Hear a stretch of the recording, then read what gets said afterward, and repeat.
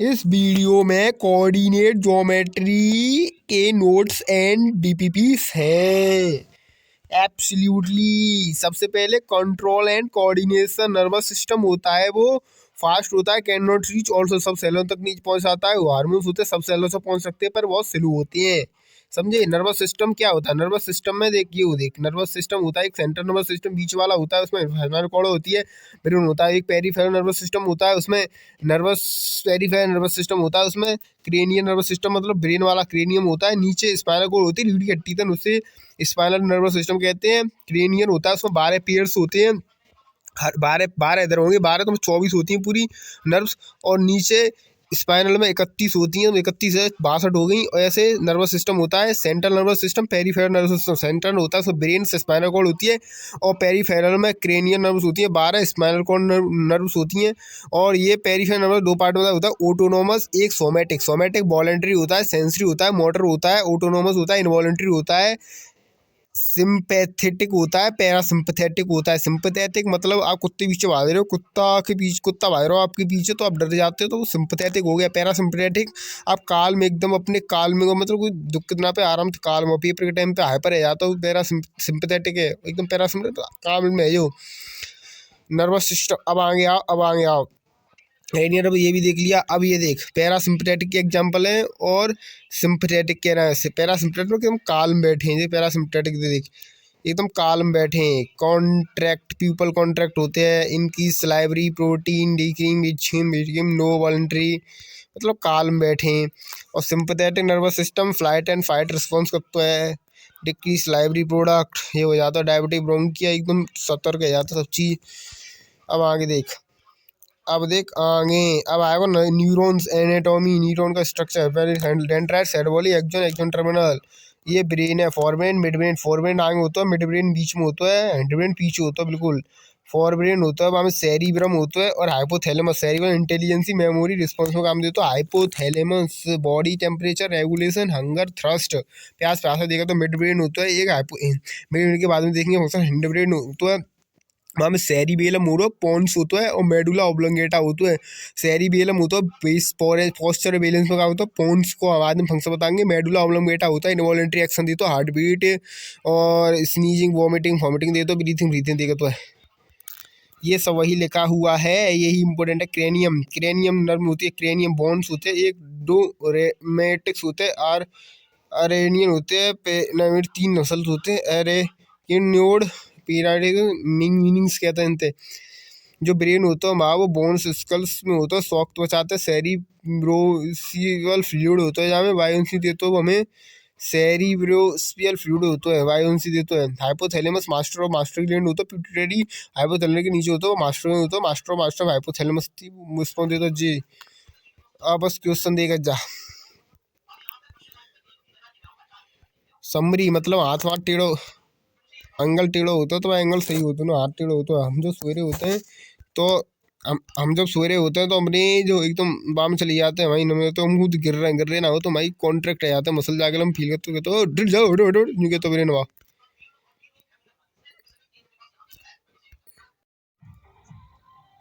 आगे वाला पार्ट के नोट्स हैं ये, कंट्रोल एंड कोऑर्डिनेशन के ग्लैंड्स। एक्सोक्राइन ग्लैंड होता है, एक इंडोक्राइन ग्लैंड होता है। एक्सोक्राइन ग्लैंड होता है वो पाइप के द्वारा सीक्रेशन करता है ऑयल, एंजाइम और स्वेट और स्लाइवरी का, उसमें डक्ट होती है। और जो एंडोक्राइन होता है वो डक्टलेस होता है, हार्मोन होता है, वो डायरेक्ट ब्लड में सीक्रेशन करता है, एंडोक्राइन ग्लैंड होता है। एक्सोक्राइन जो होता है वो पाइप के द्वारा सीक्रेशन करता है। हाइपोथैलेमस होता है वो पिट्यूटरी ग्लैंड होता है, वो मास्टर ग्लैंड होता है। उसके बाद पिट्यूटरी ग्लैंड्स होता है, एंडोक्राइन ग्लैंड पढ़ रहे हैं हम। पिट्यूटरी ग्लैंड होता है वो बेस ऑफ द ब्रेन में पाया जाता है, पीरियड शेप होता है। मास्टर ग्लैंड होता है ग्रोथ हार्मोन को रिलीज करता है, और ये चिल्ड्रन में इसकी वजह से कमी हो जाए तो ड्वार्फिज्म हो जाता है, और ज़्यादा हो जाए तो जिजाटिज्म हो जाता है। अडल्ट में एक्रोमेगिलियन गिली हो जाता है, जो खली में हो गया, खली का मुँह कैसा हो गया ऐसा ही हो जाता है, खली से मुँह जैसा। खली में एग्रोगिन हार्मोन हो गया है, अडल्ट हो गया है तब। उसके बाद पीनियल ग्लैंड होता है, वो स्मॉलेंट ग्लैंड होता है, वो मेलेटोनिन रिलीज करता है, जो 24 आवर की स्लीप साइकिल को देखता है। अगर हम कहीं चले जाए तो हमारी स्लीप साइकिल बिगड़ जाती है, दूसरे देश में चले जाए तो इसको हम सर कैंडिना रिदम्स भी कहते हैं। इसको थर्ड आइस भी कहते हैं क्योंकि सामने होता है आँख के। उसके बाद थायरॉयड ग्लैंड होता है, वो लार्जेस्ट एंडोक्राइन ग्लैंड होता है। ऐसे बड़ा ग्लैंड को होता है लीवर होता है एंडोक्राइन, क्योंकि वो एक्सोक्राइन ग्लैंड है। और थायराइड ग्लैंड होता है लार्जेस्ट एंडोक्राइन ग्लैंड होता है, थायरोक्सिन ही करता है। और थायरोक्सिन की कमी हो जाए तो आयोडीन की कमी कैसे होती है, आयोडीन की कमी हो जाए तो थायरोक्सिन की कमी हो जाता है, इसकी वजह से गॉइटर डिसीज हो जाता है, नार फूट जाती है। मेटाबॉलिज्म कंट्रोल करता है, एक तो काम ये हो गया गॉइटर हो जाता है, दूसरा मेटाबॉलिज्म देखता है हाइपोथायरॉयडिज्म, ओबीस हो जाते हैं, हाइपोथायरॉयड ज़्यादा मतलब कम मेटाबॉलिज्म हो तो हाइपोथायरॉयड हो जाता है कि फैट जमा होने लगती है, और हाइपर थायरॉयड में ज़्यादा मेटाबॉलिज्म हो तो थिन हो जाते हैं, बहुत पतले। उसका पैराथायरॉयड ग्लैंड होता है, वो कैल्शियम लेवल को मेंटेन करता है और वो पैराथायरोक्सिन हार्मोन लेवल करता है। उसके बाद थायमस ग्लैंड होता है, वो इम्यूनिटी प्रोवाइड करता है, बड़े होते होते ही खत्म होने लगता है। उसके बाद पेनक्रियास आती है, पेनक्रियास होता है वो मिक्स्ड ग्लैंड होता है। मिक्स्ड ग्लैंड क्यों कहते हैं, एंडोक्राइन ग्लैंड है, मिक्स्ड इसलिए कहते हैं क्योंकि वो एक्सोक्राइन की तरह भी काम करता है, एंडोक्राइन की तरह भी काम करता है। ये होता है जो एस्लीट्स ऑफ लैंग्वेरेंस दो होते हैं, एक्स सेल होते हैं और बीटा सेल होते हैं। अल्फा सेल होते हैं वो ग्लू के गन रिलीज करते हैं और इंसुलिन देखते हैं, ये ब्लड शुगर लेवल मेंटेन करते हैं दोनों। ग्लूकोज होता है वो सेल के अंदर जाता है तो इंसुलिन होती है वो उसको रोकती है, क्योंकि वो इंसुलिन से परमिशन लेता है तभी अंदर जा सकता है अंदर सेल में। उसका डायबिटीज कंट्रोल करता है, इंसुलिन की कमी हो जाए तो डायबिटीज हो जाती है। क्यों हो जाती है, ऐसे दो रीजन होते हैं, एक तो इंसुलिन होती है उसकी कमी हो गई तो डायबिटीज हो जाएगी, इंजेक्शन लेगी तो सब होगी। और दूसरी जब इंसुलिन अपनी इंसुलिन को रिकॉग्नाइज नहीं करती, वो सही कैसे होती है, लाइफ साइकिल चेंज करके। उसके बाद ब्लड ग्लूकोज तो ज़्यादा हो जाए ग्लूकोज लेवल तो इंसुलिन वैसे करते हैं कि इंसुलिन उसके अपने अंदर नहीं जाने देती। अगर कैसे होती है, हमें शुगर इसलिए होता है क्योंकि इंसुलिन की कमी से होता है, क्योंकि वो तो इंसुलिन रोकती है उसे, इंसुलिन कमी हो जाएगी तो अंदर ही नहीं जा पाएगा ब्लड शुगर, ग्लूकोज तो बाहर ही जमा हो जाएगा तो उनको डिसीज पहुंचाएगा, समझे। ग्लूकोज होता है वो ग्लाइकोजन होता है, ग्लूकोजन होता है वो लीवर के पास जाता है, ग्लाइकोजन से कहता है ग्रोथ ग्लूकोज रिलीज करता है, ग्लूकोज से ब्लड शुगर लेवल बढ़ता है। फिर उसके बाद एड्रीनल हार्मोन होता है, नॉन एड्रीनल हार्मोन होता है, कोलेस्ट्रॉल देखता है, स्ट्रेस हार्मोन होता है ये। उसके बाद गोनेड्स होते हैं, मेल्स में टेस्टिस होती है, टेस्टोस्टेरोन करती है, सेकेंडरी सेक्सुअल रिस्पॉन्सिबल होती है, ओवरीज होती हैं, फीमेल में ओस्ट्रोजन करती है, प्रोगनेसिस देखती हैं, पेस्ट्रोन्स प्रेगनेंसी के काम में काम आती हैं। Which of the following statement is correct.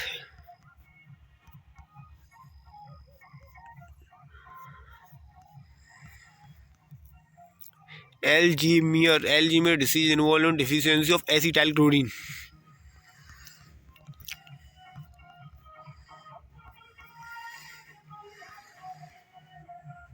Glucagon होता है वो ग्लूकोज में कन्वर्ट करता है। आगे वाले पार्ट्स के नोट्स हैं ये। प्लांट हार्मोन होते हैं, प्लांट हार्मोन ग्रोथ प्रमोटर होते हैं, ग्रोथ इनहिबिटर होते हैं, ग्रोथ इनहिबिटर भी होते हैं, प्रमोटर भी होते हैं। ग्रोथ प्रमोटर होते हैं, ऑक्सिन होता है, गिबरेलिन होता है, साइटोकाइनिन होता है, एब्सिसिक एसिड होता है, थायलिन होता है, और ऑक्सिन होता है, साइटोकाइनिन होता है। ऐसा एक होता है सेल, अलग अलग सेल होते हैं साइटोकाइनिन के। ऑक्सिन होता है, जैसे प्लांट इधर से सूर्य की रोशनी आ रही है तो ऑक्सिन टेढ़ी और उल्टी साइड में होता है ऑक्सिन हमेशा, तो प्लांट को सूरज की रोशनी की तरफ मोड़ देता है। ऑक्सीजन टू ग्रो में काम आता है। और नेचुरल में IA होता है, BA होता है, ये होते हैं। ऑक्सीजन हार्मोन होता है वो ग्रोथ प्रमोटर होता है, सेल इलोंगेशन में काम में आता है। नेचुरल में IA होता है और IVA होता है। और सिंथेटिक्स होते हैं ये 2 और 4D होता है, NAA होता है। ऑक्सीजन होता है वो एपिकल डोमिनेंसी में काम में आता है, ऊपर ग्रोथ करने में। और पैराथायरॉयड मतलब सीड लेस फ्रूट, मतलब सीडलेस फ्रूट होते हैं, उनमें होता है ऑक्सीजन, जैसे चुकंदर नहीं, टमाटर हो गया। उसके बाद 2D होता है, जैसे हम खेत में डाल देते हैं तो खेत में जो वीड्स होते हैं उनकी हाइट उड़ा देता है, तो वीड्स को हम लिखा लेते हैं फिर उनको। एपिकल डोमिनेंस करवाता है, होमिनेंस करवाता है। साइटोकाइनिन होता है वो नेचुरल में जीएटिज्म होते हैं, काइनेटिज्म होते हैं, सेडेटिव होते हैं। क्लोरोप्लास्ट जो साइटोकाइनिन होता है वो साइड में ग्रोथ करवाता है, और जो साइड एक ऑक्सीजन होता है ऊपर और नीचे ग्रोथ करवाता है। साइटोकाइनिन होता है ग्रोथ प्रमोटर होता है, सेल डिवीजन में काम में आता है, सबसे पहले सेल डिवीजन करता है साइटोकाइनिन। क्लोरोप्लास्ट होता है क्योंकि ओवरकम एपिकल डोरमेंसी, ओवरकम करता है एपिकल डोरमेंसी को। काम करता है, ये अपाइकल डोमिनेंस को काटने का काम करती है, तो इट इनहिबिट्स अपाइकल डोमिनेंस। या फिर इसके लिए प्रॉपर शब्द यहाँ पे लिखा होगा, हाँ, इनहिबिट्स की जगह हम लोग लिख सकते हैं ओवरकम्स। जैसे you should overcome your every fear, जो भी तुम्हारा डर है उसको ऊपर उठना पड़ेगा, उसी प्रकार से overcoming apical dominance. Gibberellin hormone होता है वो जर्मिनेशन में काम करता है, स्टिमुलेशन में। उसके बाद गिबरेलिन होता है, गिबरेलिन ग्रोथ प्रमोटर होता है, एसिडिक होता है, ये स्टिमुलेशन में काम में करता है, और जर्मिनेशन में फूड जर्मिनेट होता है तब भी गिबरेलिन होता है, स्टेम में पाया जाता है, ये समझा।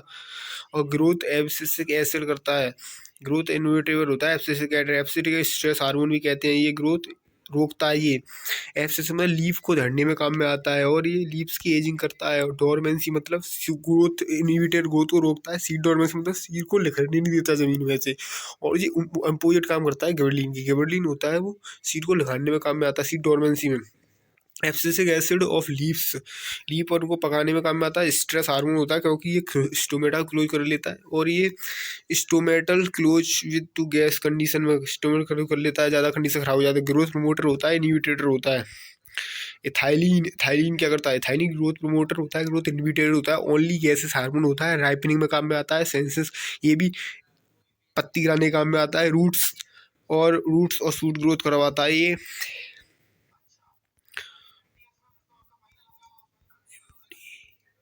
लीप एब्सिसिक टमाटर प्लांट मूवमेंट दो प्रकार के होते हैं, टॉपिक एंड नास्टिक। टॉपिक मतलब किसी स्टिमुलस की तरफ जाना, पॉजिटिव होता है, नेगेटिव हो सकता है। नास्टिक मतलब मूव नहीं करना, वहीं कहीं कोई सुकड़ जाना, खा लेना, कुछ भी कर लेना उनको। नास्टिक डायरेक्शन नहीं होता, फोल्डिंग फोल्डिंग होना, जैसे फोटो ट्रॉपिंग में लाइट की तरफ मुड़ना, जियो ट्रॉपिंग में अर्थ की तरफ मुड़ना, पानी की तरफ मुड़ना, और ये पानी की तरफ मुड़ना, और स्टीम की तरफ, स्टीम मतलब सपोर्टिव की तरफ।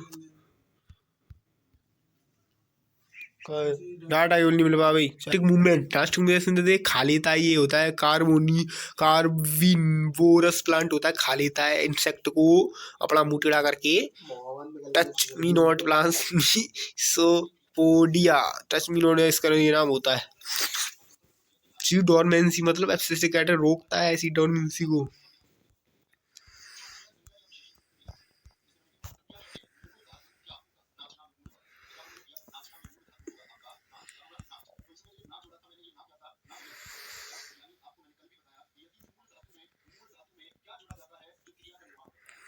हाइपोकैम्पस मेमोरी मतलब सोना जरूरी है 7 से 8 घंटा, क्योंकि ये लॉन्ग टर्म मेमोरी में स्टोर करने का काम करता है, जो मेमोरी होती है, इसलिए सोना जरूरी है। Thank you for watching. Chapter खत्म होता है ब्रो।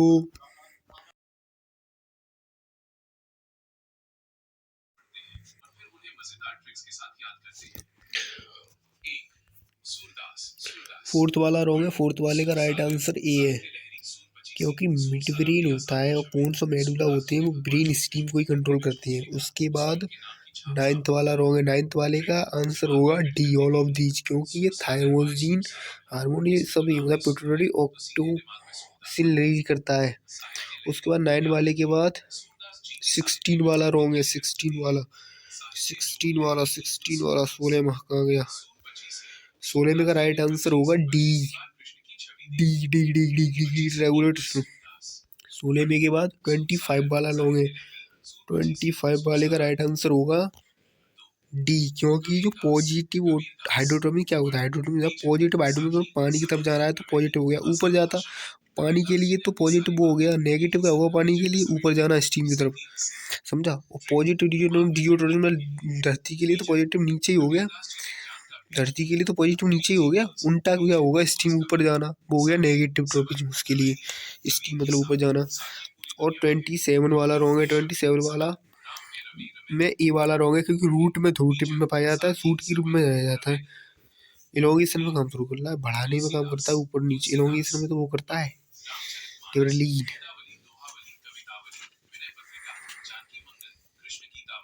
ये उनके आंसर है सबके।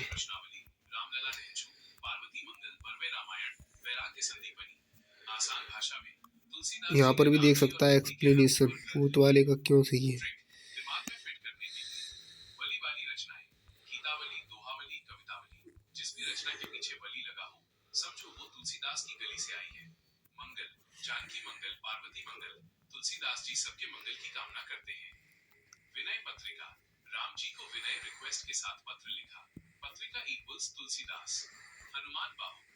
तुलसी के हाथ बाहू में हनुमान जी का बल है। पढ़े रामचरितमानस, गीतावली, दोहावली, कवितावली, विनय पत्रिका, जानकी मंगल, कृष्ण गीतावली, हनुमान बाहु, रामाज्ञा प्रश्नावली, रामलला